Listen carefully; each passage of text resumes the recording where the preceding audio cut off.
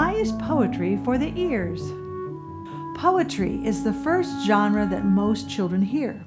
It's an oral tradition, and children love to listen to poetry. Poems touch the heart and the mind, but first, they must touch the ears. Children love the sounds of poetry. Even before they can read, children love wordplay, the rhythms and rhymes and repetition of poetry. They respond enthusiastically when it's recited or read to them. So when you read poetry aloud, consider how it will sound to your audience. Pay attention to the sounds the words make. When children listen to poems, they are building their listening skills. They learn to attend to the words they hear and to think about what those words mean together. And children love the emotion of poetry. Nursery rhymes are children's first experience with poetry and often touch on subjects that children are passionate and curious about. These clever rhymes have a musical language and often a jolt of drama. Three Blind Mice is a thrilling yet awful story.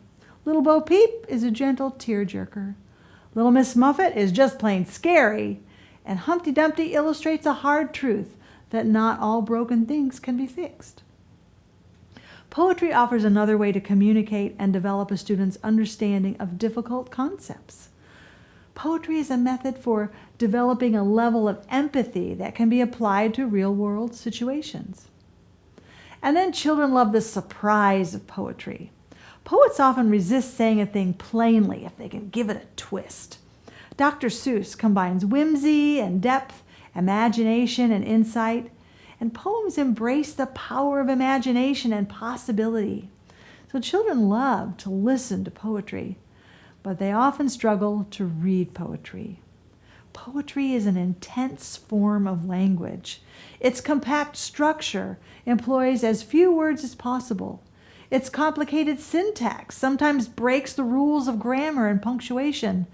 Its imaginative style uses similes and metaphors, personification, maybe figurative or sensory language, and even invented spellings.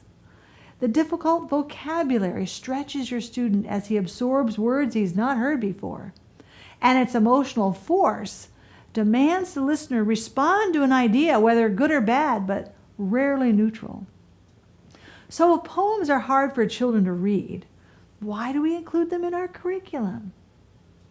Well, the variety of poems in our reading curriculum exposes your student to a small sampling of this intriguing genre of literature.